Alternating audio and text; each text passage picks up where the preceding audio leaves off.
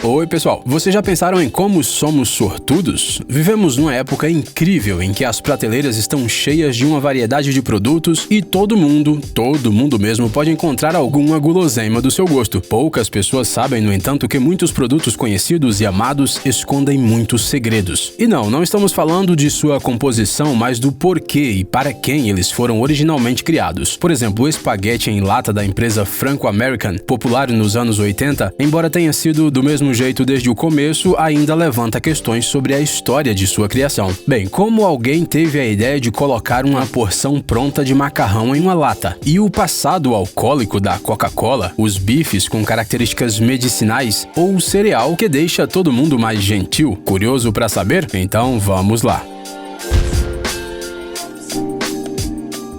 7-Up.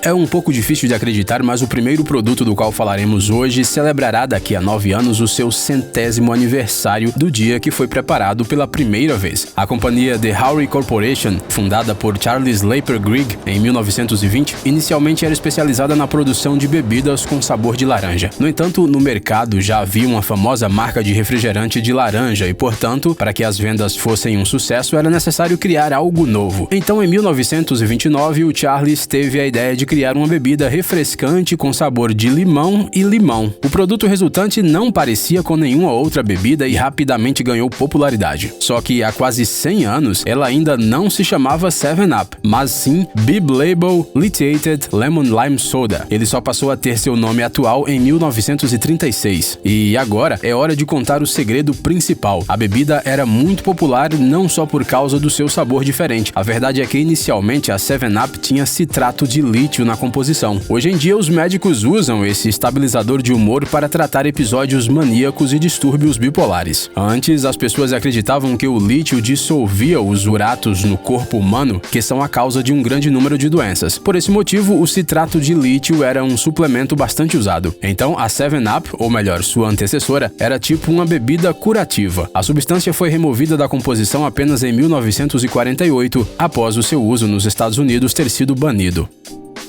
Biscoito Graham. Apesar deste produto ser popular principalmente nos Estados Unidos, consideramos nosso dever contar sua história mesmo assim, porque, bem, ela é muito interessante. Os biscoitos Graham são algo delicioso, consumidos em tortas, puros mesmo, ou com chocolate e marshmallow. Seja como for, se trata de um alimento da categoria dos doces, dificilmente podem ser considerados saudável ou de baixa caloria. Antes, porém, tudo era completamente diferente. O responsável do surgimento dos biscoitos Graham foi o reverendo Sylvester Graham, que tinha uma dieta de estrita restrição de alimentos. Este homem, que viveu na primeira metade do século XIX, acreditava que para manter a saúde as pessoas deviam parar de se deliciar com a comida. Sua dieta era vegetariana e consistia principalmente de pão feito de farinha de trigo integral. Graham, que pregava ativamente, conseguiu um verdadeiro exército de seguidores. E foi justamente por essas pessoas que primeiro inventaram a farinha de Graham e depois os biscoitos. Apesar do reverendo não ter criado o biscoito e não ter relação com a produção deles, a guloseima leva o seu nome até hoje. Desde o início da produção em massa em 1898, a receita mudou diversas vezes, mas em nossa opinião apenas para melhor. Coca-Cola. Talvez o refrigerante mais popular do mundo, na verdade, não seja tão simples quanto pareça. Acredita-se que o dia da criação da Coca-Cola seja o 8 de maio de 1886. No entanto, essa data se refere apenas à versão clássica da bebida. Na verdade, a história começou bem mais cedo, por volta de 1863. Foi justamente nesse ano que, na França, o químico parisiense Angelo Mariani desenvolveu uma receita de vinho cocainado. A bebida alcoólica foi criada com folhas da planta de coca e era muito popular. Ela era amada até por personalidades famosas como Jules Verne, Alexandre Dumas e Arthur Conan Doyle. Naquela época, havia um homem nos Estados Unidos chamado John Stith Pemberton. Ele era farmacêutico e participou da Guerra Civil, onde ficou viciado em morfina. Buscando uma solução para o problema, o homem encontrou informações sobre aquela nova bebida. Pemberton então teve a ideia de criar sua própria versão da bebida milagrosa e assim surgiu o vinho francês Coca Pemberton. O produto foi apresentado como uma cura para muitas doenças, distúrbios nervosos nervosos, exaustão física e mental, constipação, dores de cabeça, neurastenia, impotência, dependência de morfina. O vinho Coca prometia curar de tudo. No entanto, pouco depois a receita teve que ser alterada. O movimento social contra bebidas alcoólicas levou ao surgimento de uma versão não alcoólica em 1886. No entanto, antes de se tornar a bebida que conhecemos e amamos, a Coca passou por algumas transformações. Afinal, ela foi originalmente patenteada como um medicamento para distúrbios do sistema nervoso. Flocos de milho. Não é uma grande surpresa que este café da manhã delicioso e rápido está indiretamente relacionado ao Reverendo Graham, sobre o qual já falamos hoje. No começo, os flocos de milho da marca Corn Flakes, da Kellogg's, eram comercializados como parte da dieta de Graham. Seus criadores acreditavam que eles tinham a capacidade de reduzir a dispepsia e suavizar o comportamento moralmente destrutivo. A história começou no final do século XIX, enquanto o movimento vegetariano de Graham dominava o país. Seus seguidores faziam experimentos com vários tipos de grãos. A ideia era simples e clara: criar um alimento novo, mais acessível e mais barato que pudesse ser consumido seguindo os preceitos do reverendo. Os flocos de milho, no entanto, não foram o resultado de muitas tentativas e erros. Na verdade, a ideia surgiu inteiramente por acidente. No dia 31 de maio de 1895, John Harvey Kellogg, assim como seu irmão mais novo Will Keith Kellogg, estavam trabalhando com trigo. Os homens cozinharam o grão e o deixaram esfriar, e foram fazer o que tinham que fazer no sanatório onde trabalhavam como cuidadores. Ao voltar, os homens descobriram que o trigo havia ficado ressecado. Como os irmãos não tinham muito dinheiro, decidiram não jogar fora o trigo seco. Os homens passaram a massa por rolos, esperando conseguir algo como uma folha de massa. Para sua grande surpresa, em vez de massa, eles produziram flocos. Os irmãos os fritaram, alimentaram os pacientes e muito em breve o novo prato começou a ser popular no sanatório. Experimentando com outros grãos, os irmãos Kellogg acabaram percebendo que o melhor cereal era o milho. Em 1907, o produto passou a ser oferecido ao público em geral. No entanto, para que as pessoas comuns gostassem dos cereais, foi decidido adoçá-los. E assim apareceram os clássicos flocos de milho que todos conhecemos hoje. Dr. Pepper.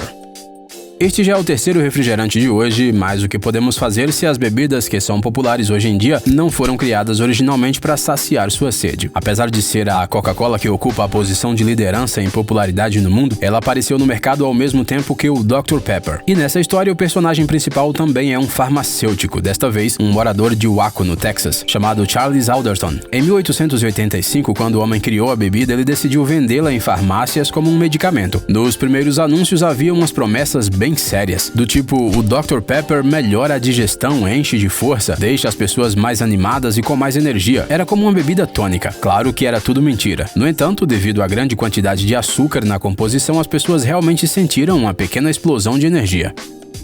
Bife de Salisbury.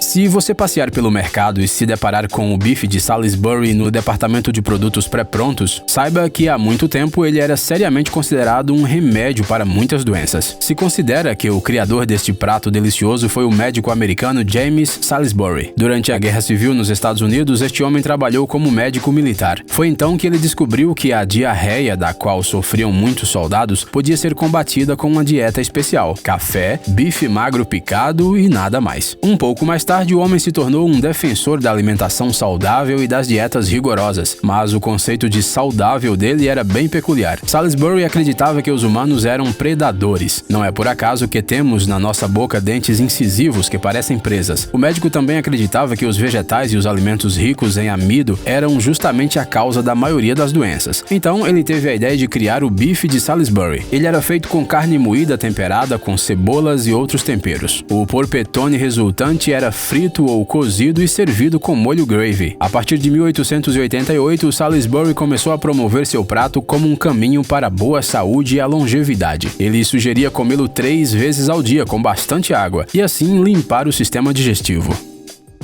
Goo-Goo Clusters. Há um período difícil na história dos Estados Unidos chamado de Grande Depressão. Em 1929 aconteceu uma quebra da bolsa que por sua vez levou a uma crise econômica. E como um efeito dominó, um após o outro, os efeitos começaram a serem sentidos primeiro pelas empresas e depois pelas pessoas comuns. O desemprego saltou de 3% para 25%. Outro drama foi a seca que destruiu as colheitas. As pessoas que tinham trabalho eram consideradas sortudas. No entanto, elas nem sempre tinham dinheiro suficiente para comer. Mas por que estamos contando tudo isso? isso porque os biscoitos com chocolate Goo Cluster estão intimamente relacionados a toda essa história. Nos anos 20 e 30, eles custavam apenas 5 centavos e eram vendidos como um almoço nutritivo e com alto teor calórico. Como a classe trabalhadora estava constantemente desnutrida, o Goo Cluster era realmente muito valioso. Os biscoitos prometiam resolver o problema do déficit calórico de um jeito saboroso e relativamente barato. Goma de mascar. Até os anos 60 do século XVIII, as pessoas usavam vários tipos de resinas como chiclete, mas nós estamos interessados no surgimento do chiclete tradicional e popular. O general mexicano Antônio López de Santa Anna fugiu para Nova York levando consigo um grande número de chicles. Assim se chamavam a goma natural extraída de algumas árvores mesoamericanas. O general vendeu o chicle a um inventor de Nova York chamado Thomas Adams. Usando o chicle, o americano tentou encontrar um substituto para as resinas tradicionais. No entanto, nenhuma das tentativas teve êxito. Mais tarde, Adams lembrou do hábito do general de mascar chicle e tentou fazer uma goma de mascar a partir do material. O primeiro lote chegou às lojas em 1871 e, surpreendentemente, foi todo vendido quase que instantaneamente. Thomas Adams continuou a produção e aprendeu a adicionar aromas e, gradualmente, seu chiclete conquistou o mundo inteiro. Conhaque.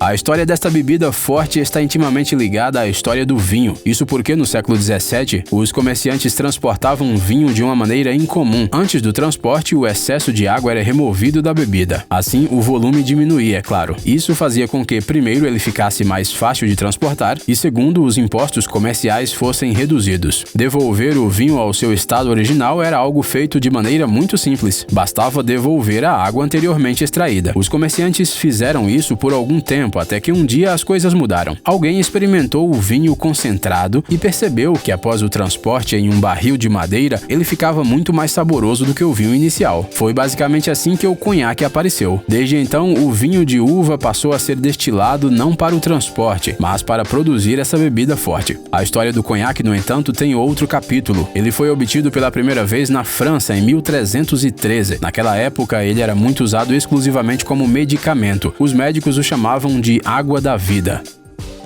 Cheese Puffs. O último produto sobre o qual falaremos hoje é uma guloseima que a gente conhece como Cheetos. Esse é mais um lanchinho amado por muitos que foi inventado completamente por acidente. Curiosamente, tudo começou em uma fábrica de ração para gado nos anos 30, onde os grãos de milho eram moídos usando grandes máquinas industriais. Um dia, um homem chamado Edward Wilson notou algo estranho. O pó de milho, um resíduo da produção, inchava com o calor da máquina, transformando-se em umas estranhas fitas fofinhas. Depois de alguns experimentos, o homem conseguiu criar a guloseima a partir da descoberta. Não foi difícil, bastou adicionar temperos. Ei, pare de ser preguiçoso. É hora de recarregar seu cérebro. Bem-vindo ao canal Brain Time. Acontecimentos incríveis do passado, presente e até mesmo do futuro. Revoltas da natureza e animais incríveis. Fatos chocantes e mistérios não resolvidos. Aqui você encontrará tudo isso e muito mais. Inscreva-se, você não vai se arrepender.